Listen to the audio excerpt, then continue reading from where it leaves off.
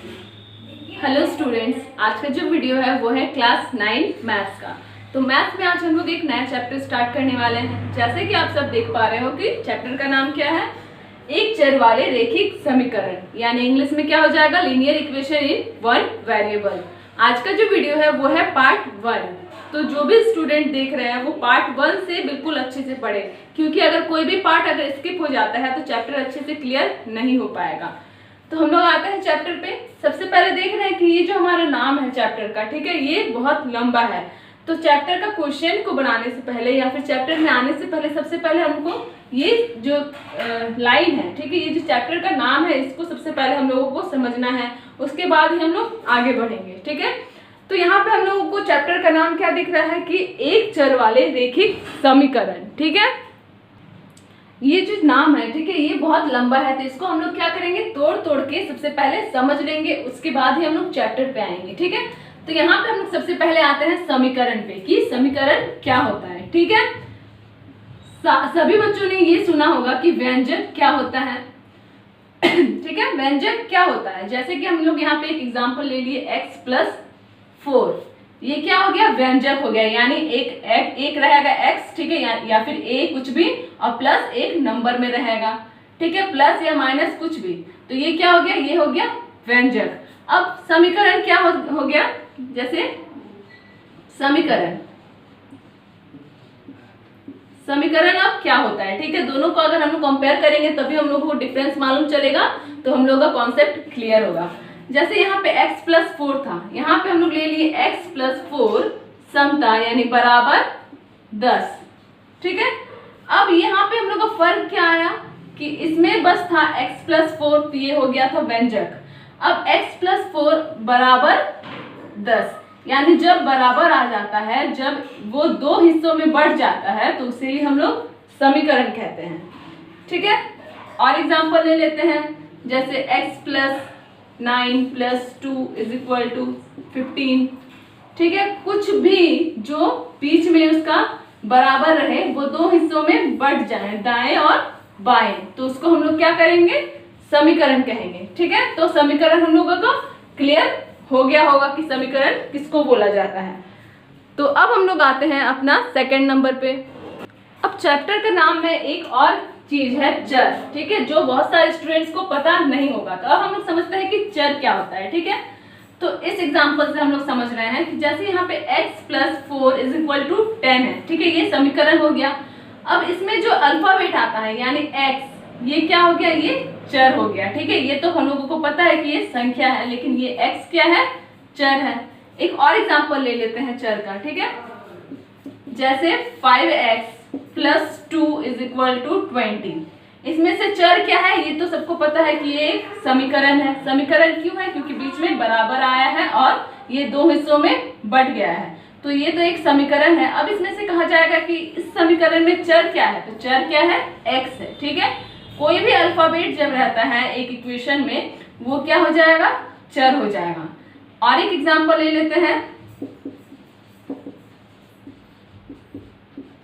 ये, ठीक है, इसमें से चर क्या हो जाएगा, एक ये है चर और एक ये है, यानी एक इक्वेशन में जितना भी अल्फाबेट आता है वो हो जाएगा चर, ठीक है। तो इसमें चर है x और a, और बाकी जितना है 6, 2 और 10, ये क्या है, एक संख्या है, यानी नंबर्स है। तो हम लोग यहाँ पे दो चीज समझ गए, समीकरण समझ गए और चर हम लोग समझ गए, ठीक है। तो और भी हम लोग अब क्या है, रैखिक समझेंगे हम लोग कि रैखिक क्या होता है, ठीक है। तो हम लोग अब रैखिक को समझ लेते हैं।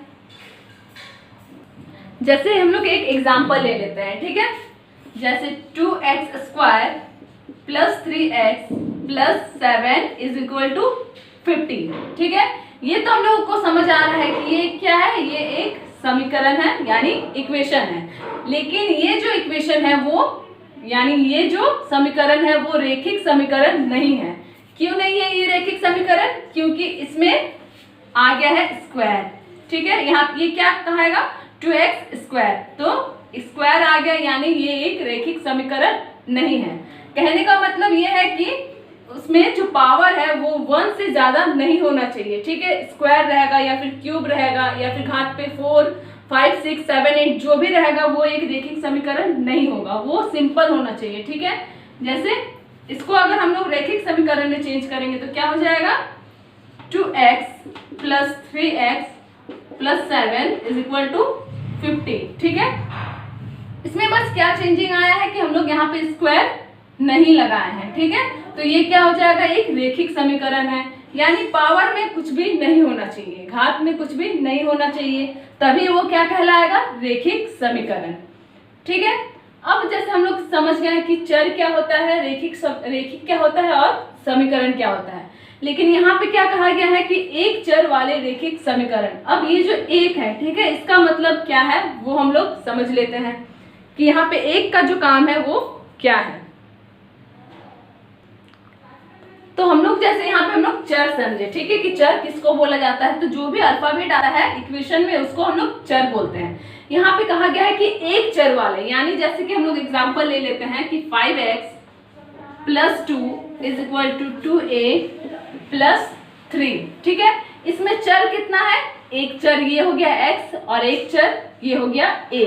ठीक है, चर है x और a, इसमें से चर कितना आ गया, 2 आ गया। ठीक है, तो ये क्या है, ये नहीं होगा, एक चर वाले रेखिक समीकरण नहीं होगा। ठीक है, एक चर यानी एक ही अल्फाबेट होना चाहिए।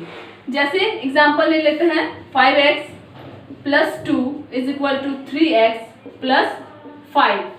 ठीक है, यहाँ पे क्या है, x है। ठीक है, एक चर है, वही क्या हुआ, दोबारा से वही चर हम लोग का रिपीट हुआ है, तो ये क्या हो जाएगा, ये एक चर वाले समीकरण है। ठीक है, अगर यहाँ पे अलग है, यहाँ पे x है, यहाँ y रहता या फिर a b c कुछ भी रहता, अलग अल्फाबेट रहता, तो वो क्या होता, एक चर वाले समीकरण नहीं होता। ठीक है, एक ही चीज हम लोग दोबारा रिपीट कर सकते हैं, लेकिन अलग अलग नहीं होना चाहिए। ठीक है, तो कॉन्सेप्ट पूरा क्लियर हो गया होगा। ये जो चैप्टर का नाम है एक चर वाले रेखिक समीकरण, ये पूरा क्लियर हो गया होगा। ठीक है, तो अब हम लोग आते हैं अपना अगला टॉपिक पे। अगला टॉपिक हम लोग का क्या है कि समीकरणों का हल कैसे किया जाता है। ठीक है, समीकरण तो हम लोगों ने अच्छे से देख लिया कि समीकरण क्या होता है। ठीक है, रेखिक समीकरण क्या होता है या फिर एक चर वाले समीकरण क्या होता है, तो वो तो हम लोग समझ गए। अब हम लोग देखेंगे कि समीकरणों को कैसे हल किया जाता है। ठीक है, तो सबसे पहला जो है हम लोग क्या देखेंगे कि चर एक तरफ। ठीक है, चर एक तरफ,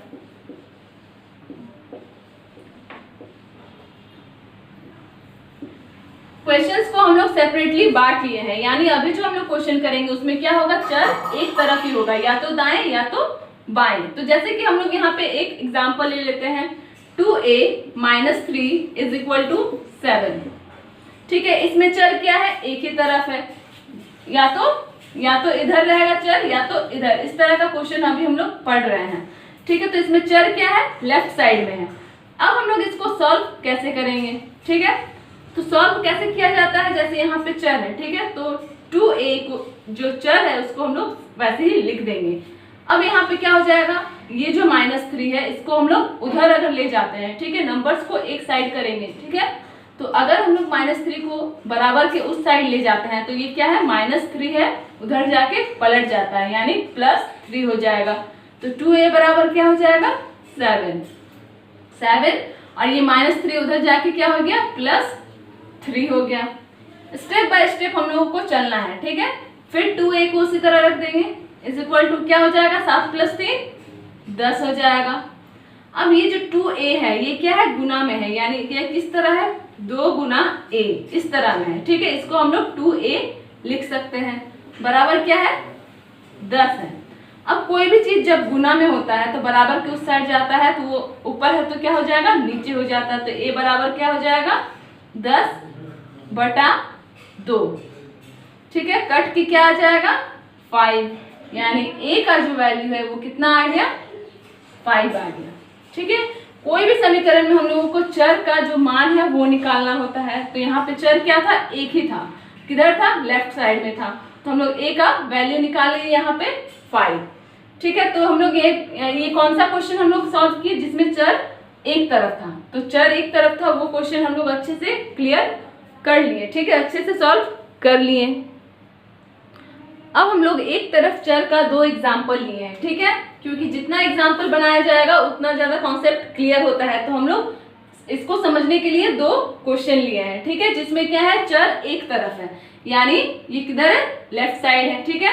तो अब हम लोग इसको सॉल्व करते हैं। तो यहाँ पे सबसे पहले क्या करेंगे, ये जो चर वाला जो संख्या है इसको हम लोग सेम उसी तरह लिख देंगे। अब क्या हो जाएगा, इक्वल टू, ठीक है, 40। अब ये जो +10 है उधर जाके हम लोग क्या कर देंगे, इसको -10 कर देंगे। तो 3x बराबर कितना हो जाएगा, 40 से 10 गया तो 30 हो जाएगा। तो x बराबर क्या हो जाएगा, 30/3, ठीक है। अब ये कितने बार में कट जाएगा, 30 10 बार में कट जाएगा, यानी यहाँ पे जो वैल्यू आया x का वो कितना आया है, 10 आया है, ठीक है। तो ये हम लोग सॉल्व कर लिए। अब हम लोग आते हैं अपना सेकंड नंबर क्वेश्चन पे। इसमें क्या है, हम लोग फिर से वही करेंगे, इसको सेम उसी तरह लिख देंगे। इज इक्वल टू क्या हो जाएगा, 50, और ये +5 उधर जाके क्या हो जाएगा, -5, फिर 5x इक्वल्स टू 50 से 5 जाएगा तो कितना हो जाएगा, 45। तो x बराबर क्या हो जाएगा, 45/5। कितने बार में कट जाएगा 45, 9 बार में कट जाएगा। तो x का वैल्यू कितना आया, 9, ठीक है। तो हम लोग अच्छे से एकदम क्लियर हो गया होगा कि एक चर एक तरफ वाला क्वेश्चन और कैसे समीकरण को कैसे सॉल्व किया जाता है। तो आप इस तरह से 5-6 एग्जाम्पल खुद लेके बना सकते हैं, ठीक है।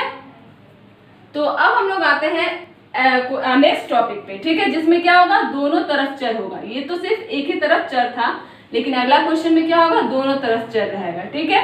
तो लेते हैं उसी तरह का कुछ क्वेश्चन हम लोग। अब हम लोग ये जो एग्जाम्पल लिए हैं इसमें क्या है, चर दोनों तरफ है, यानी समता यानी इक्वल्स के इधर भी हम लोग का एक चर है और इधर भी चर है, ठीक है। तो अब हम लोग क्या करेंगे, सबसे पहले जो हम लोग बनाते आए हैं, ठीक है, अभी हम लोग जैसा क्वेश्चंस बनाए सेम वैसा ही बनेगा, लेकिन इसमें हम लोग क्या करेंगे, जो चर वाला जो संख्या है उसको एक साइड करेंगे, ठीक है, यानी चर वाला संख्या को एक तरफ लिखेंगे और जो हमारा संख्या है उसको एक तरफ लिखेंगे। तो हम लोग यहाँ पे क्या करेंगे, जैसे कि बताया गया है कि इक्वल्स टू के, ठीक है, अगर संख्या को इधर उधर करना है, ठीक है, तो क्या होता है, उसका चिन्ह बदल जाता है, यानी माइनस हो जाता है प्लस और प्लस हो जाता है माइनस। तो यहाँ पे क्या हो जाएगा, 2x। अब हम लोग सबसे पहले एक चीज समझ लेते हैं, यहाँ पे x है, ये +2 है, तो क्या हम लोग इसको जोड़ सकते हैं, x + 2 को जोड़ सकते हैं, नहीं जोड़ सकते हैं। इसके लिए हमको क्या करना पड़ेगा, x को x के साथ ही जोड़ना पड़ेगा और संख्या को संख्या के साथ ही जोड़ना पड़ेगा। तो ये जो x है इसको हम लोग को इधर लाना है, उसके लिए हम लोग क्या करना पड़ेगा, समता के इधर लाने के लिए ये जो चिन्ह है वो बदल जाता है। यहाँ पे कुछ भी नहीं है, मतलब क्या है, प्लस है, तो x को हम लोग इक्वल्स टू के इधर ला रहे हैं, तो अगर वो प्लस में है तो किस में हो जाएगा, माइनस में हो जाएगा। इज इक्वल टू क्या हो जाएगा, ये 2 है तो 2 को हम लोग वैसे ही लिखेंगे। अब ये जो -3 है इसको हम लोग इधर ले जा रहे हैं, यानी संख्या को एक साइड कर रहे हैं, तो इधर ले जाएंगे, -3 क्या हो जाएगा, +3 हो जाएगा। तो अब क्या हो जाएगा, 2x से -x करेंगे तो कितना बचेगा, x बचेगा, यानी 1x भी इसको कह सकते हैं, लेकिन हम लोग बस x ही लिखते हैं, ठीक है। इसका वैल्यू जो है वो 1x है, यहाँ पे क्या हो जाएगा, 5 हो जाएगा। तो x का वैल्यू यहाँ पे क्या आ गया, 5 आ गया, ठीक है, x का वैल्यू क्या आ गया, 5 आ गया। अब हम लोग इसी तरह से कुछ क्वेश्चन और लेते हैं ताकि ये जो दोनों तरफ चर का जो समीकरण है इसको अच्छे से हम लोग समझ पाए। अब हम लोग इसी तरह से 2 क्वेश्चन ले लिए, ठीक है, हम लोग इसको अब सॉल्व करते हैं। तो यहाँ पे क्या है, 6x - 2 बराबर 3x + 13। इसमें हम लोग क्या करेंगे, x को एक साइड करेंगे, ठीक है, यानी चर को जो है चर उसको एक साइड करेंगे और संख्याओं को एक साइड लिखेंगे। तो यहाँ पे क्या हो जाएगा, 6x। अब ये जो है ये किस में है, प्लस में है, ये क्या है, +3x बराबर के इस साइड लाएंगे तो क्या हो जाएगा, -3x। चर को हम लोग एक साइड कर दिए। अब ये 13 यहाँ पे जैसे है वैसे रह जाएगा और ये -2 को हम लोग इधर ला रहे हैं, तो ये -2 क्या हो जाएगा, +2 हो जाएगा। 6x से -3x होगा तो कितना बचेगा, 3x बचेगा, बराबर 13 + 2 15। तो x बराबर क्या हो जाएगा, ये गुना में है तो इधर आके क्या हो जाएगा, बटा में हो जाएगा, बटा 3। कितने बार में कट जाएगा, 5 बार में। तो x का जो वैल्यू है वो कितना आ गया, 5 आ गया। ठीक है, तो इसको भी हम लोग सॉल्व कर लेते हैं। यहाँ पे क्या है 5x, इसको इसी तरह लिख लेते हैं। अब ये जो x है इसको हम लोग को इधर लाना है, तो ये प्लस x है तो इधर आके क्या हो जाएगा माइनस x बराबर 21, और ये प्लस 5 को हम लोग इधर लाएंगे तो माइनस 5 हो जाएगा। 5x से x जाएगा तो 4x बराबर 21 से 5 जाएगा तो 16, तो x बराबर क्या हो जाएगा 4 क्या हो जाएगा बटा में चला जाएगा, तो 16/4 कितने बार में कट जाएगा 4 बार में कट जाएगा, तो x का वैल्यू क्या आ गया 4 आ गया। ठीक है, हम लोग दोनों सॉल्व कर लिए। एक में जो आंसर आया x का वैल्यू वो है 5 और एक में x का वैल्यू आया 4।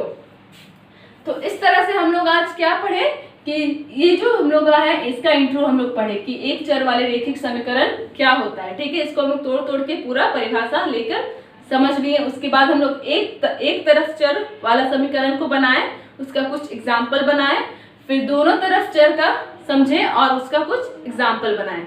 तो आज का वीडियो यहीं पे समाप्त होता है। अगला जिसका वीडियो आएगा यानी इसका जो पार्ट 2 आएगा, इसमें हम लोग इससे आगे का टॉपिक पढ़ेंगे।